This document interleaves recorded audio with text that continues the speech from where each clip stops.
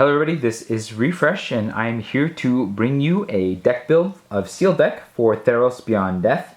We have 6 packs here. We're going to build the best 40 card deck we can out of them. And then we'll do it again in another video for its sparring partner. But we'll go ahead and get opening and we will look at the cards and build the best deck we can with this. We have a Goat token, one of these fancy lands. Shatter the Sky is our rare. Furious Rise, Nessian Wanderer, Birth of Meletus, Unknown Shores, Hero of the Games, Wings of Hubris, Elite Instructor, Venomous Hierophant, Hero of the Pride, Witness of Tomorrows, Rumbling Sentry, Omen of the Dead, and Moss Viper. Then we have a Thaumaturge's Familiar, a Nyxborn Marauder, Sentinel's Eyes, Inspire Awe, Cetacean Training, Thirst for Meaning, Irreverent Revelers, Voracious Typhon, Hero of the Pride, Portent of Betrayal, One with the Stars. It looks like the order is sort of different from pack to pack. Staggering Insight, Reverent Hoplite, Kunos, Hound of Athreos, a Forest and an Elemental token. We have a Karametra's Blessing, Triumphant Surge, Farika's Libation, Blight Breath Catablopus, Venomous Hierophant, Final Flare, Witness of Tomorrows, Scophos War Leader, Warbriar Blessing, Triton Wave Rider, Minions Return, Destiny Spinner, Vanishing Light, Phoenix of Ash, a Plains and a Wall token. It's another reverse pack starting with a Goat and a Forest. We have a rare as a Labyrinth of Scophos, Nessian Hornbeetle, a Minion's Return, a Hydra's Growth, Scophos War Leader, Cetacean Skirmisher, Thrill of Possibility, Naiad of Hidden Coves, Hyrax Tower Scout, Captivating Unicorn, Inspire Awe, a Bronze Sword, a Rage-Scarred Berserker, and an Elysian Caryatid. Then we have a Transcendent Envoy, a Lampad of Death's Vigil, a Scavenging Harpy, a Nyxborn Courser, an Incendiary Oracle, Daybreak Chimera, Deny the Divine, Erois' Blessing, Return to Nature, Wrap in Flames, Illyrios Enraptured, Elspeth's Nightmare, Grey Merchant of Asphodel, Temple of Plenty, Swamp and a Human Soldier token. Then we have an Altar of the Pantheon, a Fruit of Tizarus, a Sunmane Pegasus, a Thaumaturge's Familiar, a Naiad of the Hidden Cove, Infuriate, Moss Viper, Revoke Existence, Nyxborn Colossus, Vexing Gull, Mire Triton, Chainweb Arachnir, a Mischievous Chimera, Terranica, a Crowan Veteran, and an Island and a Kraken token. Alright, let's go ahead and take a look at each color. Also remembering that we have a blue and white card, a white and black card, a red and blue card, as well as one dual land in the Temple of Plenty, as well as an Unknown Shores. Terranica is okay. It's a decent body at 3 mana, and its ability is strong, but it will eventually become outclassed on the battlefield, so it's good in probably a more aggressive deck. Revoke Existence is probably okay in this format because of the number of enchantments. Sunmane Pegasus is alright. It's not an amazing card, but you know, for 4 mana you can get in there with flying. The Daybreak Chimera is really good in a heavy white deck, so I like it. Nyxborn Courser is a way to get devotion and enchantments, but I think it's a pretty plain card otherwise. Transcendent Envoy is pretty good as both an enchantment creature, a way to get devotion, and it makes your auras cost less, if you have auras to cast, that is. We have Captivating Unicorn, which can be okay, I think, if you get enough enchantments and you're playing aggressive enough. Banishing Light is premium removal. I like that a lot. The Triumphant Surge is okay, but probably best played from the sideboard. Karametra's Blessing is an okay trick, especially if you have a lot of enchantment creatures. So it's something to keep in mind. The Reverent Hoplite, I think, is pretty good if you can get heavy on white and you get enough of the symbols. And we do have a lot of white cards, so I think that it is something to consider for sure. Hero of the Pride can be good if you have a lot of tricks. Sentinel's Eyes is actually a surprisingly decent enchantment that works really well with this particular format, so we'll keep that. Rumbling Sentries is a bit big and fat and slow, so I think we only need that if we really need to gum up the board, and so I'll keep it in the back here. Second Hero of the Pride. I like Breath of Melodius a lot. It slows things down, so it gets you the wall and draws you a land, and I think that that is certainly worth considering playing. Shadow of the Sky is possibly good, but it kind of depends if you have enough big creatures, and so I want to see if our deck has a lot of big creatures before we consider playing this. So white looks pretty strong, and with white we'd get access to Staggering Insight or Kunos, Hound of Atheros, depending on which color combination we get with. We'll take a look at blue now. Vexing Gull is fine. The Naiad of Hidden Coves is pretty good if you are playing a spellcaster deck. I like it. Illyrios Enraptured is quite good. It's a 2-for-1. Deny the Divine is a counterspell, and I think it's just okay, so I don't think we're high on that one. Another Naiad of the Hidden Coves. We have a Triton Wave Rider, which I think is fine, but it's not like high quality. I like the Witness of Tomorrow, even though it is a bit expensive for a 3-4. It's a nice flying body, has enchantment synergies, and it can even scry in the late game, so I think that is a high pick there. One with the Stars is kind of like bad removal, but it is removal, so I do want to consider that. Thirst for Meaning is fine, especially if you have a lot of enchantments. We have a second Witness of Tomorrows. We have an Elite Instructor, which is just alright. It loots when it enters the battlefield. It's a thing. Blue is really thin compared to white. There's not a lot here, so unless I want to play the Staggering Insight, I don't know if I'm going to be playing a white and blue together, but it's something to consider. This is a very strong card, especially if you have the evasion. We do in the Witness of Tomorrows, the Vexing Gull, and then the Flyer in white, so those are all options. Let's take a look at black. Mire Triton is decent if you're playing the recursion game from the graveyard. The Fruit of Tazarus is probably not what we're trying to do. We're not aggressive enough for that. Grey Merchant of Asphodel is amazing. We like that a lot. Elspeth's Nightmare is really good. It gets rid of a creature and then a card, so it's pretty good removal there. We have the Scavenging Harpy, which is fine if your opponent's playing a graveyard strategy. It's not high pick, but it's fine. The Lampad of Death's Vigil can be pretty good. It's a way to drain your opponent out in the late game if you need to, and so I like that a lot. The Rage Scarred Berserker is probably less cool. I think it gets in a hit probably with one of your creatures once, and then it's just a body, so it's not a high pick here. Minion's Return it feels a little prone to being 2-for-1, and it's a bit expensive, but the fact that it's flash makes it okay, I guess. It's something that I kind of want to look at the deck before I choose one of these. We have 2 of them. The Venomous Hierophant, I think, is just okay. It's not a high pick, but I guess, it's a decent body, and it self-mills for possible value, so we'll put it here. The Blight Breath Catabalpus is probably not that great unless you can get your devotion up high. I think on average it's going to be like a -2 or -3. I guess that's alright, but at 6 mana, I don't know. I guess I should still consider it. Yeah. Foricus Libation gives too much of the choice to your opponent, and I don't know that I like it that much as far as removal goes. The Nyxborn Marauder is just an alright body. I'd play that if I have to.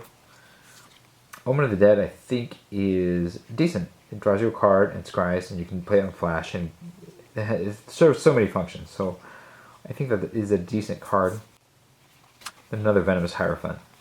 Okay, I think black is alright. It's not like stellar, but it's alright as far as this goes. There's not a ton of synergy here, and the self-mill doesn't seem to have any payoffs for escape cards, so I don't know that I like it that much, but Ikonos is good, so maybe there's a reason to play it. Now taking a look at red, we have Infuriate, which is a trick. It's fine. Rapid Flames is if you're super aggressive. I don't know that anybody's going to be that aggressive. Erosive's Blessing is removal. I like that. Incendiary Oracle is just fine. I mean, you know, it's a creature that can attack if you need it, if you're getting aggressive. Throw Possibilities can be fine, especially in the late game if you just need to get rid of lands that you're drawing and draw real cards. Probably like it better than Infuriate. Skillful's War Leader is okay. Again, it's not like an amazing card. It lets you eventually possibly menace your way through, but yeah, I'm not going to pick that one highly. The Phoenix of Ash is quite good. At 3 mana, it can just jam and do a lot of damage, and it escapes. And escapes even bigger than it played, so I like that a lot. Another Skofos War Leader. The Final Flare is removal. It's not great removal because you have to sack a creature or an enchantment, but it sort of depends on if you have enough of that. So I'm going to put this in the back here. If we have a lot of creatures or enchantments, then maybe that's a card we play. Portent Betrayal is probably not what we're doing. I mean, it does combo with Final Flare, so maybe if I have enough self-sacrifice things like the Final Flares and the Skofos War Leader, there is a reason to play that. But we're going to put it back here for now. Reverend Revelers, I think, is decent. It has the additional ability to destroy an artifact. I think it mostly will come out of the sideboard, but you know, sometimes you might want to play this thing, so we'll keep it in mind. Here are the games. I don't know, I think you're going to have to want to play really aggressive, and you really want the ability to go off, and so you have to have a lot of the cards that will trigger it. I guess Auros's Blessing is one in red, but then you have the Infuriate. I guess that makes it okay, but I think you want to be really aggressive for this to be good. Furious Rise is alright. If you can get that 4 power thing going, then it does draw you extra cards. So, like the other cards that cares about 4 power or greater, like it's going to depend on whether or not you can get that triggered. And so we're going to put it back in. We'll put it in if there are enough cards that can get there. Alright, green. We have a Chainweb Arachnir, which I think is decent. The Nyxborn Colossus is probably filler. I don't think we're looking for that most of the time. The Moss Viper is decent as well. It can do a lot of work in the early game in terms of slowing things down. And it can trade with just about anything, so that's fine. The Return to Nature, I think, will be alright in this particular set because of the number of enchantments. Elysian Caryatid is probably good too, because it will eventually, if you have enough big creatures, generate a lot of mana for you. The Inspire Awe as a fog effect that costs 4, I don't think that it is what we're trying to do here. The Hyrax Tower Scout is just decent.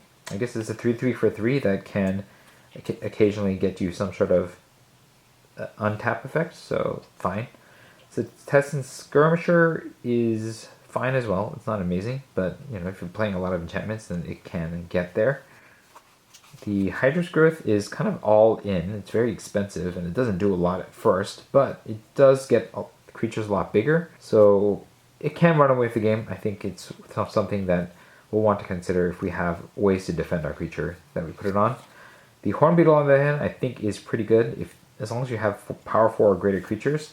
This is interesting because we don't have a lot of those creatures overall, but if we did, then it would be very good. So it's one of those things to keep in mind. Destiny Spinner, I think, is quite good. Just to be able to turn your lands into creatures and then smash, I think is pretty good. As long as you have enchantments, and this is a set that cares about enchantments, so I like the Destiny Spinner a lot. Warbriar Blessing, I think, is an okay removal spell. It's not great, but it does offer points towards devotion and enchantment, so I think it's something to consider, but it is not as high as your average removal spell is. The Voracious Typhon is fine. I guess sometimes you need a top end that can be a 4/4 for 4 or sometimes even bigger. That's probably good enough, especially in the 4 power or greater block. So we'll keep that in mind. It's a test and training I like because it draws you a card, gives you a power bonus and trample, and being an enchantment also helps. So I think we like test and training quite a bit. Inspire Awe, we do not like at all. We have another Moss Viper and a Nessian Wanderer, which seems really strong. It can get you lands whenever you play enchantments. I like that a lot. I think that if we had a lot of enchantments, I would play that gladly. We do fix for white with the Temple of Plenty as well. In our colorless, we have Unknown Shores. I don't think I'd want to play that if I can avoid it. And then we have all this stuff here. So the Wings of Hubris, I don't think we're playing this. Yeah, probably not playing that. I don't think I want to play this Thaumaturgist Familiar because a 1/3 for 3, even if it's Grise, is probably not worth it. The Altar of the Pantheon can be useful, I think, but I think you would really want to have devotion matter for you, and so that's something I don't know that I want. The Bronze Sword is probably not good enough, even though it only costs 1 to put out. The Equip 3 is really expensive. The Lavence of Scophos, I think, is probably good enough to play, unless the mana is really bad, because removing attacking or blocking creatures from combat is actually quite useful, so I think we play this. So now what we're going to do is we're going to kind of build out the different possible decks, and I think the biggest potentials here are white and blue because of Staggering Insight, white and black because of Kunos, but I think there's a lot of cards, and white and green. There's an argument for red because of the Phoenix of Ash, but we'll go ahead and start with white and green, especially with this Temple of Plenty helping, and we'll see what the deck looks like.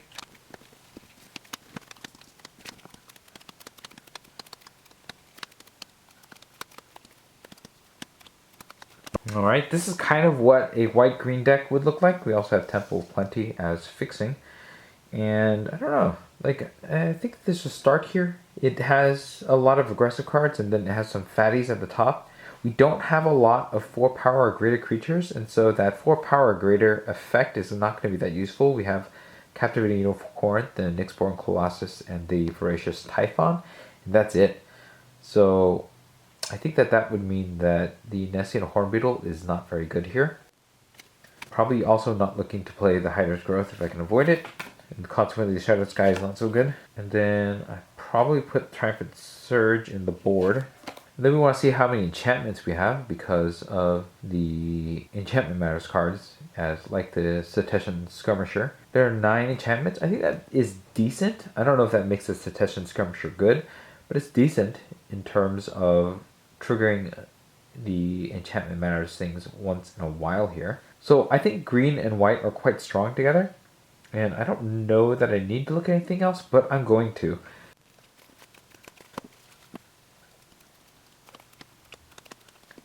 I don't know that this curve is that good, and we do get one more removal that's worthwhile, but I'm not going to play the Furika's Libations or the Minions Returns, so these are out.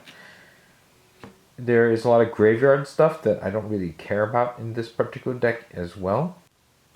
This is really thick on 5s as well. Yeah, I'm not really convinced that this is that strong of a color pair here, so we'll go ahead and count this as out. Now for red.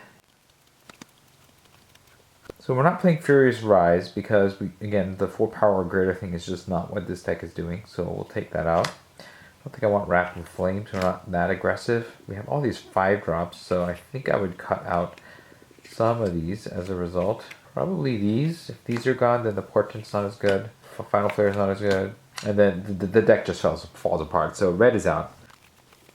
I don't think there are enough cards in blue to make this work, but we'll try it. Yeah, I think that this is a little too thin. A little too stacked at 3. Even with the Staggering Insight. I'm certainly not going to play red and blue because Mischievous Chimera is not really in the running. So I think really just come back to the white-green deck and we'll see what we can make work here. So this is 27 cards. We'd have to cut 4. I feel like we cut the Rumbling Sentry since it does so little. I think that this combat trick can probably go. There are a decent number of enchantments here, but I think that it's a little too situational. Maybe bring it in if we need it.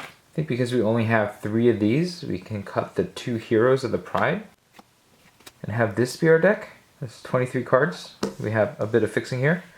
All we need to add is 8 Force and 7 Planes, and that will be the deck. Quick addendum, while counting I realized that I had one too many cards, so I took out one of the 2 Moss Vipers in the deck. Let me know what your thoughts were about the build. If you would have went a different direction, also let me know. If you enjoyed this video, hit the like button. If you'd like to see more of my videos, you can hit subscribe. This is Refresh. Thanks for watching, and I will see you next time.